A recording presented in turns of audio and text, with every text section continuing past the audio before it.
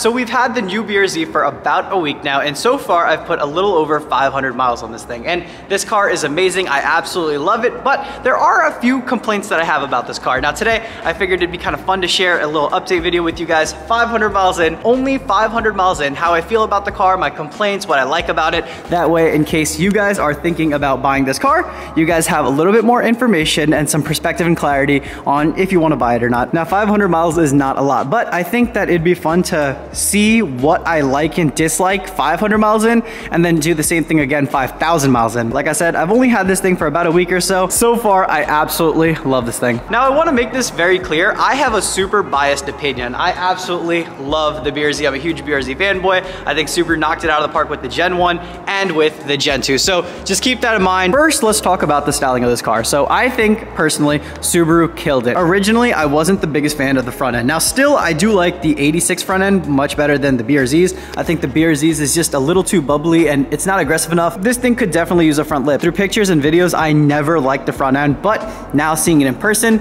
especially in the black, it's starting to grow onto me a little bit. I think the black kind of hides the plastic. If you get a different color, the plastic kind of sticks out like a sore thumb. So that's something to keep in mind. The front end could desperately use a front lip. The headlights look beautiful in person. They look super high quality. It's definitely gonna be hard for aftermarket companies to top this because this just looks so freaking good. Now the car has a really good side profile, but the main thing is the booty. The booty on this car is so freaking gorgeous. It's such good booty, but there's one thing, or actually two things that ruin it. One is this little stupid fin right here. I don't know why Subaru decided to put this here. It doesn't flow with the car or anything. I don't know if it's functional or not. If it's functional, somebody please educate me down in the comments, but yeah, I don't know what this is all about. I've heard that this causes issues with wheel fitment. Not excited to have to deal with that, but I don't know, man. This thing looks just dumb. That's one of the biggest complaints I have about styling because you really can't do much with it. Even if you did unclip it off the quarter panel, you still have this random thing that's actually molded into the bumper. There's no really fixing this, so you're kind of stuck with it. Now, another thing about this booty is these exhaust tips. I know everybody has been complaining about these exhaust tips. They look so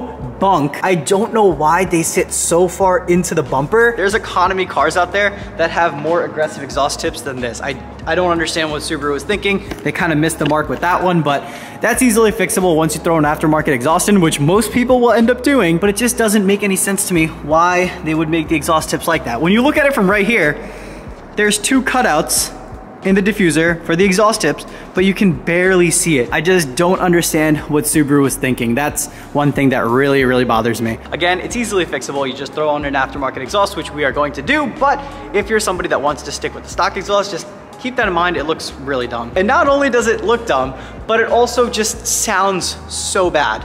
So damn bad. Let me sit you guys down real quick and just take a listen.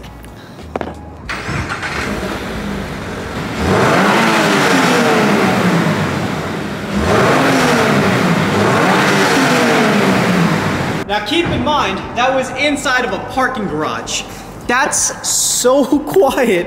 Everything is louder in a parking garage, and this thing is just so damn quiet. It doesn't make any sense to me. My mom's old freaking Volvo was louder than this thing. I don't get it. I don't get it, but we are going to fix it. We already have a catback for this thing, so don't worry. Now, since we're on the subject of the sound, let's talk about the fake noise that Subaru has generating into the cabin. I know a lot of people don't know about this, but for some reason, in this new generation of the BRZ, Subaru generates fake engine noises through the speakers, and it's so bad. Let's turn it on. Oh yeah, that's a loud cold start. A lot of people think that it only comes on in track mode. It actually just comes on whenever. You guys are gonna have to listen real carefully. It was hard for me to notice at first, but once I noticed it, I just couldn't stop noticing it, and it was one of those things that just kept irritating me because it doesn't even sound like a Subaru. Just listen.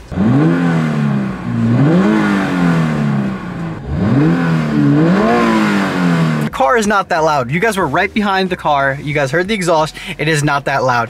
Half of that noise that you just heard was coming through these speakers, and you can actually like hear it coming directly out of here. It doesn't sound natural. It doesn't even sound like a Subaru. I don't think that anybody actually wanted this. It doesn't even sound like a Subaru. If it sounded like a Subaru, it's one thing, but it doesn't even sound like a Subaru. I think Subaru totally missed it with that. It is something that you can turn off. I haven't turned it off yet because I wanted to show you guys, but it's something that we're definitely gonna have to turn off on this thing because it just sounds so bad. Now, since we're inside the car, let's talk about how nice nice this interior is. Subaru stepped it up big time. This interior is so nice. Compared to the Gen 1, this is a huge upgrade. The door panels look a lot better. They actually feel a ton better. It's kind of dumb to talk about it, but when you close the door, it just feels like a high quality car. The door panels are great. You have a little cup holder right here, and this is actually the only cup holder that you're actually gonna be using, this side and the passenger side. You do have cup holders right over here, but they're just in such an unnatural position that, like, look, so say you're driving like this, you know, you're shifting, you have your arm like this, the cup holders are here.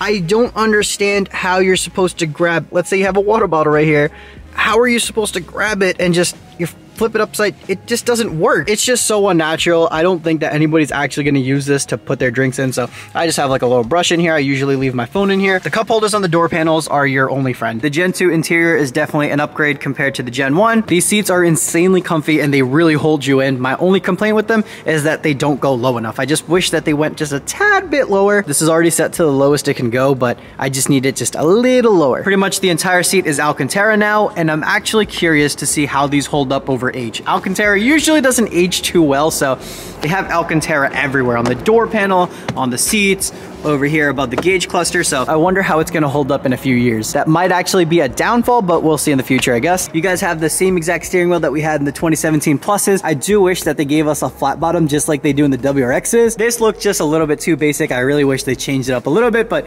it's good for now. Maybe if we can upgrade to the WRX steering wheel, I don't even know if that's possible. I won't actually look into that, but I love the flat bottom WRX steering wheels. Coming to the passenger side, here is the passenger side. They just changed up the dashboard a little bit, but there is pretty much the same amount of space just like you had in the Gen 1. I will admit though, I love the simplicity. It's a sports car. You don't really need over the top gadgets and just, you don't need to make it look like a luxury car. I think that Subaru understands that less is more. So the fact that everything's just super nice and simple and just clean looking, I absolutely just love it. Now, besides those little things, it's really hard to nitpick this interior. For a cheap, affordable sports car, this thing is amazing. I just noticed this right now, but the passenger side window switch is huge. This is the biggest window switch for a single window I've ever seen. The size of 2 window switches, but it's only for 1 window. I never noticed that until just now. Everybody wants to know about this. Now let's talk about speed. Oh my God, this feels so good. Hey, yo! I know it's kind of hard to tell right now, but it's freezing temperature right now in Jersey. It's so cold. If you guys are wondering why I'm talking super fast and just zooming through this video, it's one, because I don't want to make it too long and boring. I want to kind of make it compact and nice for you guys to just watch and know what I'm talking about. And also, it's freezing temperature, so we got to wrap this thing up here. But let's talk about the last thing, which is speed. This car is still butt slow. The Gen 1 was super slow. This is just a tad bit faster. It's still slow. It does hold up just a little bit in the low RPMs, but once you pass like 4K RPM, it kind of falls flat on its face. We raced this with the Supra the first day we got it, and it almost kept up with the Supra, but you guys saw the video. The Supra dusted it, obviously. I will say though, compared to the Gen 1, this is just a tad bit faster. Just a tad. It still handles great. It's super responsive. As soon as you press the gas, you actually feel the car move. Unlike the Gen 1, there's no turbo kits or supercharger kits that are available for this car yet, but I am curious to see how much power this thing produces. Now with the 2.4 liter, it should produce a little bit more power than the Gen 1. This car is definitely gonna have some boost in it. All in all though, I do have to say that I love this car so much. I want a second one so bad. If I could do it, I would buy a second one. I'd probably wide body a second one and then just keep this one stock body. I just love this car so much. Making all these little complaints was really hard. I really had to nitpick everything that I don't like about it. To me personally, none of these issues were really major issues, but I know that if you're looking for a car and this BRZ is something that you're looking into, you probably want to know every little thing about it that might bother somebody else. That's why I wanted to show you guys just little things that I found about this car that might annoy you. So this was just a little 500-mile update. All in all, I absolutely love this car. Like I said, I would buy a second one if I could. It's just amazing, and I think Subaru killed it with this car. I'm excited for boost and just more aftermarket parts to come out for this thing. Like I said, I need a front lip. This car needs a front lip so bad. Somebody needs to hop on it and start making front lips for this car because they would sell like hotcakes. It needs it terribly. But other than that, would I recommend this car? 110%. If you're on the fence about this car, I would recommend just going to your local Subaru dealership, asking to test drive it, because you're gonna fall in love with this car. This car is just amazing. I love it, and I'm sure a lot of other people are gonna love it. More people are starting to get this thing, and you guys are gonna see this on the road a lot more. And honestly, I'm really excited to see how everybody modifies theirs. The Gen 1 BRZ was amazing because everybody got to make it their own. There was a bunch of different wide body kits for it. People put some crazy wraps and wheels and just everything on it. I'm excited to see what what goes on with the Gen 2. You guys already know we have some big plans for this, so if you guys want to stick around and watch what we have in store for this, definitely hit that subscribe button and stay tuned for all the videos we're going to have of this thing, because this is going to be a major project. But other than that, this is where I'm going to end off the video right here, because it is now probably below freezing temperature and my hands are so cold. I will catch you guys in the next one. Peace out.